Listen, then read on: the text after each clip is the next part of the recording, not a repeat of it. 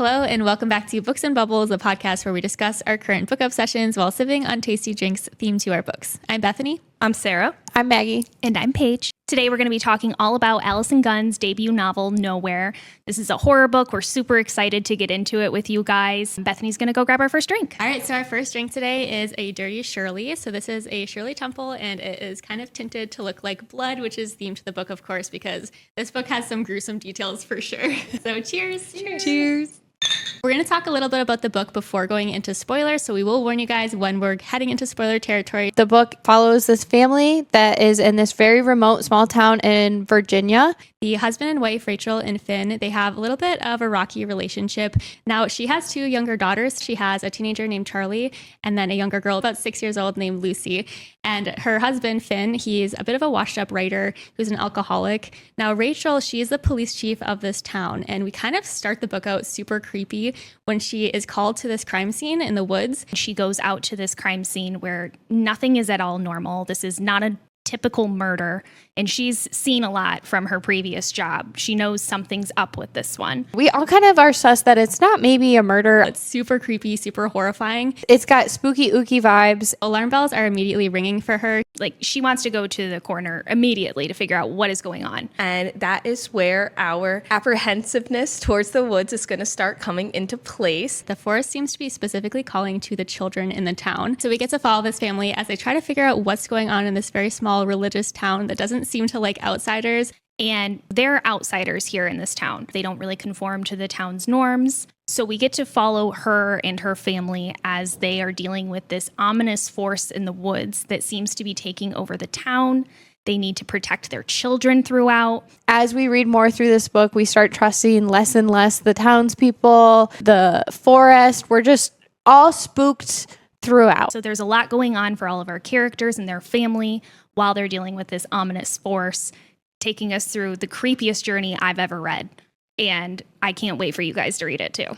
So, Paige, I heard you were listening to some pretty sus music while you're reading this book. Would you like to share? Listen, I struggled with the quietness that was experienced in the woods. I don't think a woods should be still like that. I think the characters had very good reason to be nervous when the woods just went still and silent. So I found it more comforting to listen to enchanted forest ambiance while I was listening to the book. I don't know, the crickets and the owls and all of that just brought me comfort because it wasn't silent, so I wasn't there. That's horrifying. Were there like twig noises still? Like, I mean, yeah, I guess. I'm out. No, thank you. I didn't think it was so bad. I just couldn't handle the silence when I was just like reading in silence and then hearing the silence was so loud. There's so many options of what you could listen to for ambiance. That's when you put some like classical piano music or something, some ocean sounds. Yeah, like why forest? It still needed to vibe with the book. You like an immersive experience is what I'm hearing. I like my immersive experience, but I also didn't want to be that scared. I think you lost me at wanting it to be less scary, so you wanted to be more immersed into a horror book. Right, but it was so like described as being so quiet. It was so quiet in the house. That felt way too immersive. But also in the forest, it doesn't just start out quiet. In my head, I'd be listening to this forest music and I'd expect like a lullaby to come on that I've never heard before. And then it'd get quiet and then... Oh, you'd be on edge waiting for the shoe to drop. I get you. And Paige was like, no, I know the shoe's not dropping. And I'm going to keep reading. To go, man. It was my security blanket throughout. Awesome. Like overall, though, I think that if we had to give it a spookiness level out of like 1 to 5 ghosts with my Enchanted Forest ambiance, I think that I was at like a 3.5. At times, I was like, this is a 4.5. But overall, I think I give it a 3.5. So before you started that ambiance, was it lower or higher? It was a little bit higher. I would say it was at like a 4. And then I was like, okay, we need to listen to this. And then I was like, I'm chill now. But there were certain parts of the book where I was just like, okay, I can make it. But I was not okay. I think I'd give it a solid 4.5. I was really creeped out from the very beginning. I think that Allison did an excellent job of setting the very eerie tone of the book from page 1. And it kept me very spooked the whole book, which doesn't happen a lot. A lot of horror books will have me like a little bit curious, but not as scared as I was for this one. So I thought it was very, very creepy. I was probably spooked 90% of the time I was reading the book. There were 2 occasions where I was like, oh my gosh, I don't know if I can finish the book. I also didn't know the folklore before I started reading the book. So after I read up on the folklore, I was able to calm my nerves a little bit, but it did not calm the spookiness for me. I just didn't think anybody was going to come for me in the middle of the night. Not that that had anything to do with the book. I was just fearful to close my eyes every single night when I was reading this book. But after I learned about the folklore, I was able to sleep at night. So still a 4 for me, though. I went back and forth too, where there were some moments, and I'll get to it later, where I was at 5 ghosts. But other times I feel like on the low end, I was at like 3.5. So I think on an average, I'd say 4 ghosts is where I land this book. Definitely very spooky. Was this anybody else's first time reading a horror book? It was my first time, I think, reading a horror book as an adult. It was a Sunday with the lights on during the day reading. Yes. I could not get too crazy with it. Yeah, that's fair. I have read a handful of horror books, but this was the only one I've read that I truly felt so creeped out from page 1 throughout the whole book. I've read some where it's, creepy, a little bit eerie, but it kind of builds the suspense as it goes. This one was suspenseful from the beginning and definitely the scariest horror book that I've ever read. But I think I read like Goosebumps as a child, which are children's books, and those freaked me out pretty heavily, but like again, I was a child. I was probably scared of my own shadow at that point. So yeah, like Lord of the Flies used to scare me in middle school. Dude, so you're so right. Yes. Anything can be a horror book when you're like little. Yeah, I was like, what do you mean there's like people that I have to talk to other than my family members? What? Yeah, this was also my first time reading a horror book. So I was definitely very on edge the whole time I was reading it because I was like, there's not going to be a happy ending. Like, what's going to happen? And the anticipation all the way through, I was just constantly on the edge of my seat. And I was like, oh my gosh, I was freaked out the whole time. Yes, I don't know how she built the suspense that well because there could be something completely mundane happening. And I'm sitting there so scared about what's going to happen next because I can just feel the eeriness like seeping through that page, even if it's nothing scary happening. Yeah. Yeah, I think she did a really good job with really getting you right off the bat because I was like, oh, it can't be that scary. It's going to like get scarier as it went on. Wrong. It was scary the whole time for me. Yeah, that scene that she finds is right away. That's like chapter 2 or something. Mm-hmm. And that scene is horrifying. Yes. We didn't go into spoilers about what it is that she specifically finds, but like I still have that whole image in my head. It's horrible. Oh, yeah. You can't unsee it once you read it. It stays with you.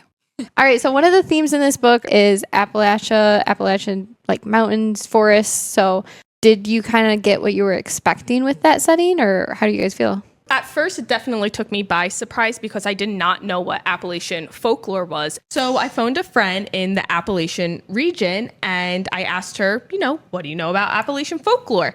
And she knew enough to put me back on the edge of my seat while I was reading. And one of the big things is, if you see something, no, you didn't. Or if you hear something, no, you didn't.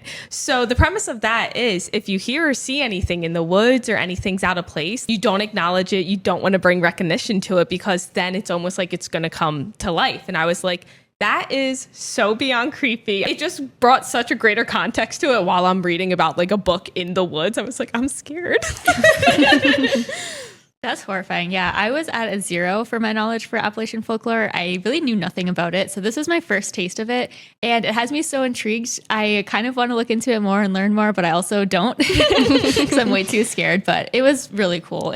See, that was about the extent that I knew about Appalachian folklore as well. I'd heard the whole thing about if you ever hear your name in the woods or you hear a song or whatever, you just keep walking, you don't acknowledge, you don't do anything. But I was really scared that it was going to go into talking about cryptids or skinwalkers or something like that. I have no idea what those things are entirely. I've heard little things. I've had stuff pop up on my TikTok that I never want to see. So I've never actually looked into it because it was just too creepy for my taste. But it is one of those things where it's like, I kind of want to look into it, but it's like, no, I don't. You don't want to see it. I completely get that. Yeah, I didn't really have a lot of context for what Appalachia meant. And I feel like getting thrown into it, I wish I would have known, no, you didn't hear it, because I would have been empathetic with the characters a little bit more, where I was like, what do you mean you didn't hear that? Yes, you did. But if I knew that context, I probably would have been like, no, girl, keep going. Yeah.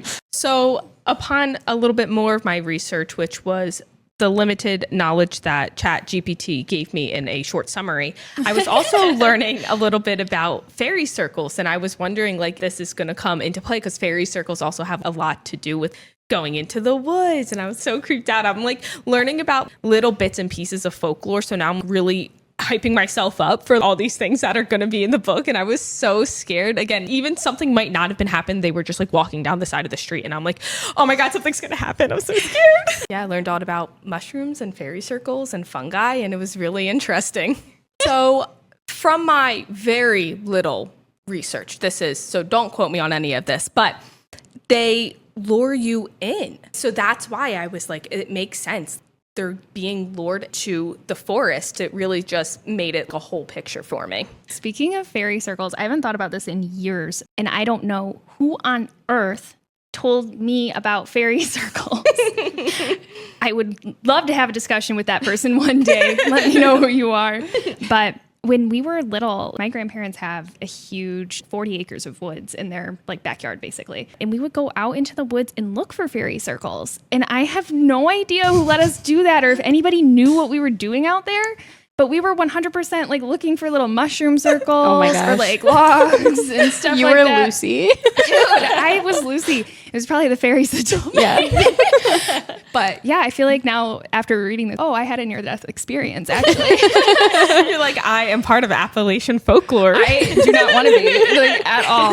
I have to call my sister. I can't believe that we did that. It just seems so crazy to think about now. I don't know why that you just like uncovered a buried memory. Well, it's also crazy. Go look for a mushroom circle in the woods. It's like, Yeah, no, we were looking for them. Why were we seeking this out? I would love to know. We were like, we want to see the fairies dance. Like, what? How? Where? I don't know where this ever came up, but how I'm they now get you. dedicated to figuring out who the heck told us about how it, they and I get need to you. have a discussion with my sister. did they talk about the Mothman at all? I think it was like one throwaway sentence. At some point, Jeremy's like, no, you're talking about things my grandma talked about, Mothman and blah, blah, blah. And Okay. No, but it was a nice little nod to like a hometown hero for a lot of people. Hometown hero. The Mothman? I've only heard my of like the gosh. Mothman being like this No, scary thing. I guys. didn't think he was a hero. Sounds like the SpongeBob thing. Like, I don't know. Okay, I'm about to like educate you. So there's a whole community of people that like are really into cryptids. I'm not gonna lie, there's like some fanfic, Wattpad stuff, if you will, about some cryptids. And Mothman. How do you know this? Okay. Not for the reasons you think. How else do you find that? I haven't heard of it. I've never heard of this. Okay, shout out to And That's Why We Drink podcast. There's two of them. One tells a true crime story. The other one tells a paranormal, spooky tale, and cryptids are often mentioned. Mothman's like a fan favorite over there and in many communities for a variety of reasons. He's got his own lore of like where he is throughout history. But another reason why so many people on the internet love Mothman is because there's this certain town, and I don't know what it's called, and I don't know where it is, but every single year they have a Mothman festival. Okay, I know you're looking at me like I'm telling you lies, but it exists. It's real. And Been there? I've never been. No, I haven't planned to go. Annual pass. Yeah, well, they have a statue of the Mothman, and I'm telling you, dude, he is cheeked up in this statue. He is double C thick. Okay, I'm not even kidding you. Because he's so celebrated in this town. Maybe I'm making up my own lore. I don't know, but He's now making it up. She just no, said it. I am telling you, no. Not all the way, because this statue exists. He's cheeky, and people celebrate him in this town where it exists. And I think he's just really popular on the internet. Why is he so cheeked up? Like, it doesn't make any sense. And I'm telling you, I'm not making it up. Somebody can look it up. My phone's over there. But like, So I looked up a little bit of it, and I'm sad to say she is correct. oh, thank God. I thought she made this up. She was dreaming about Mothman's cheeks. No, She wrote the fanfic. no. She wrote it. It was, there's a town, Point Pleasant, West Virginia is where the Mothman lives. So in Point Pleasant, they host a festival which draws thousands of people to the town, and it includes Mothman-themed art, music, guest speakers, guided tours of Mothman-related locations. Do you think he shows That's up in crazy. disguise? Oh, he's there. He's there. Girls trip. And there is a 7-foot statue of this. He's a tall said boy. Batman. Yeah, okay. Can you find the picture? Because I'm telling you, you have to see this to believe this. Okay, it's real. It exists. I thought the Mothmen were like bad for some reason. They Just are. like, okay. I No, was gonna Mothman are say, very bad. why is this person a hero? So I don't there's, get it. There's also side tangent. There's lore about him, and it says that Sarah's in my corner. if Okay. wait, I had to do my research with ChatGPT, but also my close friend from the Appalachian. She said that some of the lore behind Mothman and why he's bad is because if there's so many sightings of him in one place, then there's like going to be a natural disaster that's going to happen. So I remember I was in my engineering class and we were learning about a bridge failure and how it crumbled or whatever. And it just so happened that there were like 20 cases of seeing the Mothman in that month. And then all of a sudden, like a natural disaster happened. Something crazy always follows Mothman. He's seen as a bad omen, but also like some people are like hoeing so hard for this man. I did look up Mothman. This is the statue of Mothman. Why did they give him an 8-pack? Well, I want to see the backside of it. I feel like I need to go on Reddit to find. Oh my God, no, I found it. Stop it. It has a butt crack. That is a really intense Why? caboose. That's crazy. Okay, he's 7 foot tall. SpongeBob thing. The manta ray with the eyes and everything too. Yes. Oh, but yeah, Do you think they borrowed that? SpongeBob? They had so many sightings. They were like some like really dazed and somehow sexually confused people in the town were like, no, I'm telling you, I saw this thing. He was tall. He was dark. He was handsome. 8-pack abs. Double cheek. And that sculpture just went with it. They were like, yeah, okay. What if we didn't create a statue dedicated to a Mothman, though? I don't know if you know a lot about like the horror side of his lore. No, just his cheeks. No, I just know the funs. Okay, I'm here for fun times and good times. Okay. Like, just give me Wattpad. That's all I need to know. But when people see him, it's described as they've never felt more terrified than they had in their life in that moment when they saw Mothman. So he's a truly terrifying piece of folklore. This town not like worships him, but they literally have a festival for him. And Yes. I'm like, how do you not feel terrified? I'm telling you. He's just He's making people mysterious. just dropping panties everywhere. Yeah. Next month, we're going to cover Wattpad's Me and the Mothman or something. I don't know what it's called. Me and the Mothman. Me and the Mothman. I'm sure that has to be a book. If it's real, you can't convince me that Maggie hasn't read this. She's like, it's called Me and the Mothman. I guess maybe it's called that. I wouldn't The know. author. Yeah, written by. What's your pseudonym? I was looking up on ChatGPT, shout out. I typed in Mothman Wattpad stories. Google. Oh, it's like writing the story for me. See, ChatGPT did it and Sarah wrote it, okay? Now we know. Now it's really Sarah. She just sends me the link and I'm like, I have to read it. I'm telling you, they exist. I haven't written or Google. read them, but What did you say it was? Mothman? I made that up. Okay, I so made that up. See if that's a thing. Like, Google that, Wattpad, and see if the story pops up, and then we'll check out the author. I'm telling you, I made that up. It's gonna be there. Yeah, I'm not sure if these are actually Mothman stories, but there's one called like Monsters. What's the X stand for? Monsters Cross Readers or something? Oh, I thought that was like, this is explicit. By the way. I was like, I don't want to explain that to you at all. It's like the more X's, the more like, ooh. This confirms Maggie has not yet published Mothman and Me. It is still in her drafts folder. one coming soon. One is Moths Are Pretty Hot. Oh, the Mothman Encounter. I bet that's scary. Or Or scary. Oh, here we go. Moth Sinner from Hell. Mothman and Me is available, Maggie. I'm telling you, somebody on the internet is gonna vindicate me so hard. Oh, there's a Mothman in me. Who is it written by? By Blood Flavored Candy. Is her pseudonym? We just figured it out.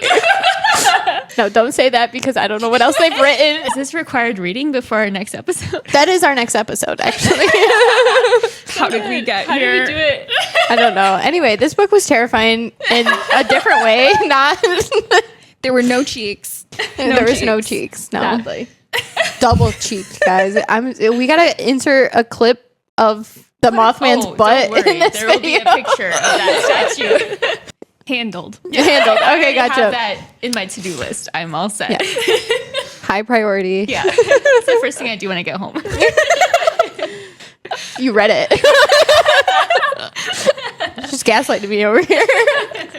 At first, you were looking at me like I grew another head. Let's do one for the Mothman, guys. Cheers. Cheers. Cheers to the Mothman. Yes. All right, I definitely want to dive more into the book itself. So we're going to go ahead with some spoilers. So if you haven't read this yet, I'd pause here, go read the book, and then come back once you're done. Thank you so much for listening to part 1 of our Nowhere episode. We've had so much fun with this spoiler-free discussion. We will be releasing our second part, which will be filled with spoilers. So before you listen to that, make sure that you get your hands on your copy first. This book is now out and it's available everywhere books are sold. And also head over to our socials where you have a chance to win one of 2 brand new copies that we're giving away to one of you guys.